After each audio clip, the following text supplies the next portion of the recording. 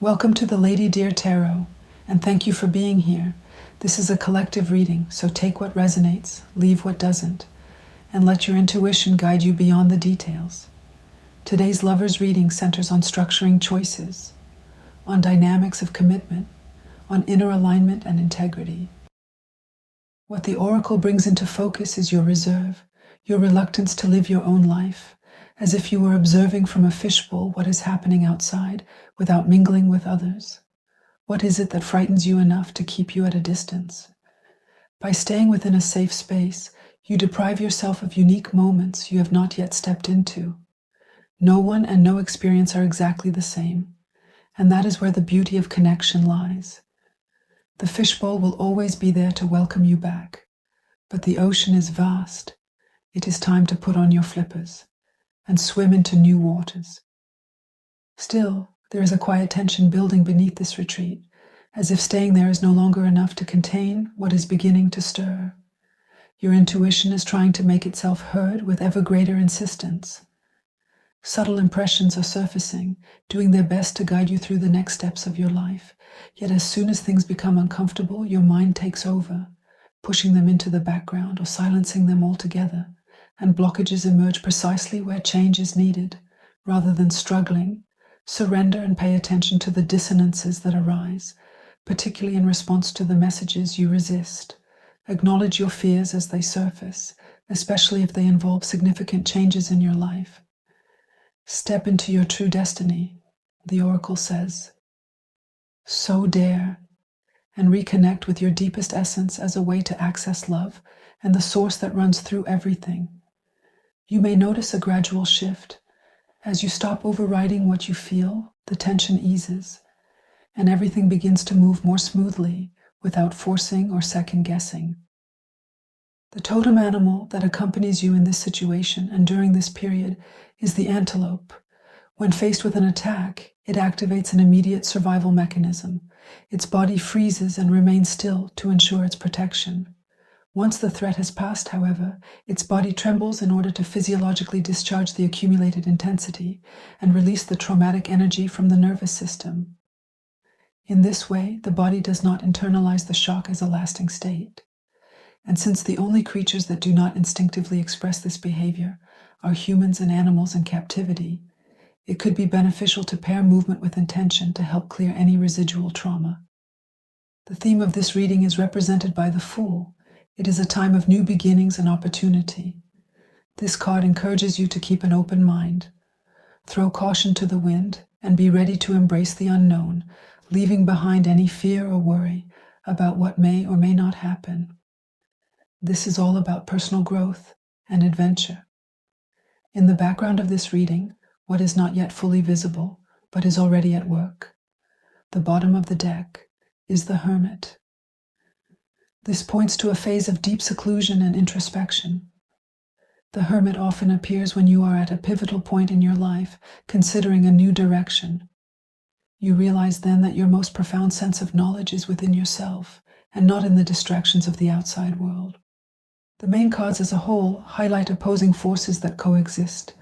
A very clear tension emerges between a dynamic of confrontation, drive to assert oneself, and at the same time a difficulty in making a decision, in breaking free from a liminal state that perpetuates a form of stagnation.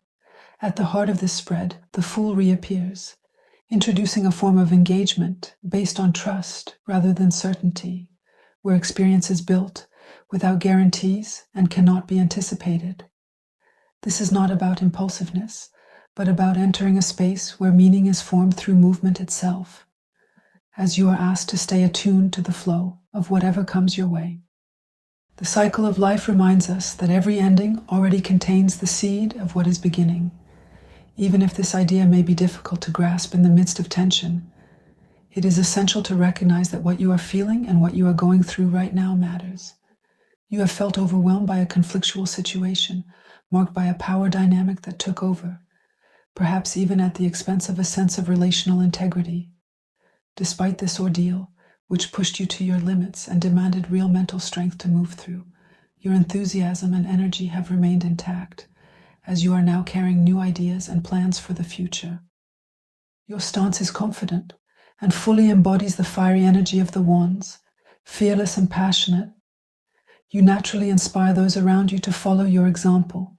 Your experience, earned the hard way, has taught you to forge ahead and pursue a clear ambition. While your leadership is usually expressed with gravity and a certain wisdom, here it remains closely tied to the emotional dimension. If anything, it is placed in service of the heart, of an activity or a project you are committed to nurturing, one you have deeply invested in, and whose results have not yet materialized. Even so, you understand the value of sustained effort over time, choosing to invest for the long term rather than chasing quick wins. The Fool opens you up to a lighter state after a period when you needed to rest and recover, but also to regain some perspective. The Four of Swords and the Hanged Man speak with one voice of a pause that suspends action, to allow for internal integration and a shift in perspective before moving forward with renewed momentum. This step back has served to clear your mind and restore your energy, much like the antelope which, once the threat has passed, releases the built-up pressure and discharges the tension. With the Fool, the world is your oyster, and anything can happen, as you enter a phase where creative impulse and spontaneity begin to translate into action. At the same time, you are faced with a difficult choice without being able to determine which direction to take.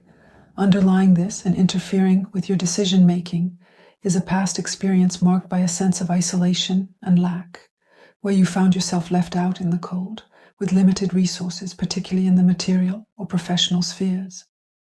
An emotional disappointment lingers and continues to affect you. A commitment was not upheld. Someone failed to live up to what they had initially set out to do. An offer was withdrawn, giving way to a sense of weariness, to a dissatisfaction that is hard to ignore. What reinforces this feeling of incompleteness is that this connection was part of a broader vision, rooted in authenticity and a genuine sense of belonging, extending beyond the individual sphere into a community and carrying the potential for fulfillment aligned with the greater good. The Queen of Wands here refers to a figure positioned as a mirror image of the King of Wands that you embody, with an energy similar to your own and the same capacity for drive and creation. But despite this initial compatibility, continuity was not sustained. This person has not maintained their level of commitment and leaves you alone with something unfinished, with the responsibility of deciding what is worth pursuing, transforming, or letting go. If this reading resonates with you, don't forget to like, share, or subscribe. It helps this space grow and reach more people. Something is reaching its natural conclusion without needing to be forced. You experience a sense of closure coupled with a feeling of completion. Both the progress and when the difficulties have molded you, making you more lucid and resilient. This is not just a resolution of the conflict. It marks the end of a behavioural tendency shaped by a defensive stance.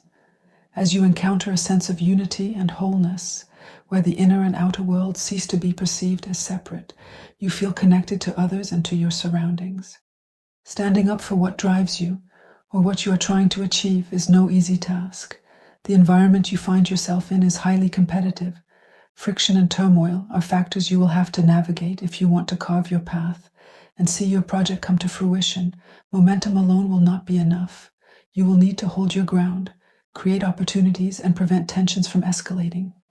In a context where ego dynamics and rivalries are ever present, the answer lies not in direct confrontation, but in steadiness. It is through the diligence you bring to your work and your ability to refine what you offer that you will gradually make your mark. The pivotal event that required you to regain your strength originates here. The devil does not concern you directly and instead points to the Queen of Wands, to this person's shadow side, to fears and patterns they were unable to confront or overcome within the relationship. A vicious cycle set in and hampered their capacity to assert themselves without coming under the sway of these negative dynamics, and to uphold what the Ten of Cups that we saw earlier represented as a shared foundation, a happily ever after of lasting harmony and peace. This pause proved essential after being exposed to an interplay conditioned by forces that were not yours to resolve, yet still took a toll on you. In the aftermath, your nervous system can remain on alert even once the situation has ended, with certain reactions continuing to surface beyond the context that first triggered them. Against this backdrop, the return of the Fool, at this stage of the reading, acts as a key to understanding. It appears both in the theme and at the very heart of the spread, which carries weight. This suggests that the decision at hand requires you to detach from a mindset that has become restrictive and counterproductive. The lack of resources you experience stems from a concrete situation in the past, but it no longer needs to define the limits of what you are willing to initiate or commit to. The person who chose avoidance, the Queen of Wands, first betrayed themselves by straying from their own integrity. This headlong rush has contributed to undermining the bond, not through explicit conflict, but through a pattern of repeated evasion and silence that has gradually eroded the relationship. The silver lining of this event lies in what this situation starkly reveals. A potential for healing becomes accessible, as indicated by the Hermit in the bottom of the deck, in connection with an exposure to a form of relational neglect that is not your doing, but whose effects have left an imprint, a form of despondency, which now needs to be rebalanced. This involves learning to regain a stable foothold in the face of a partner's inconsistency without internalizing responsibility, nor compensating for or bearing the burden of what belongs to someone else. This difficult period in your social life is drawing to a close.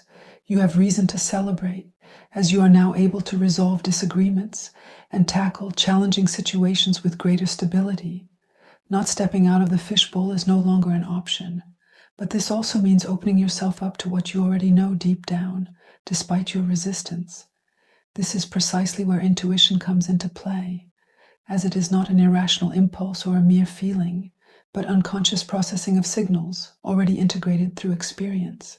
It relies on detecting discrepancies or inconsistencies, even before they are formalized through analysis.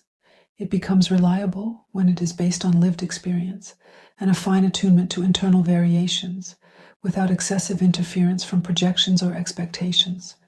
It acts as an indicator of coherence or misalignment prior to the decision, and helps to direct your attention towards what merits further examination. At a deeper level, a major change is already in motion, a transition that is bringing an older version of yourself to an end, so that you can step with the enthusiasm of the Fool into a more direct way of being, but also one that leaves you more exposed. This dynamic also affects the way you relate to others and the manner in which you seek to maintain connections or find a sense of gratification. It calls for clarifying what truly matters to you, aligning your choices accordingly, and refining day by day your own value system, independently of social norms. I hope this helped you. Tell me in comments. Take care, keep well, and I'll see you in the next reading.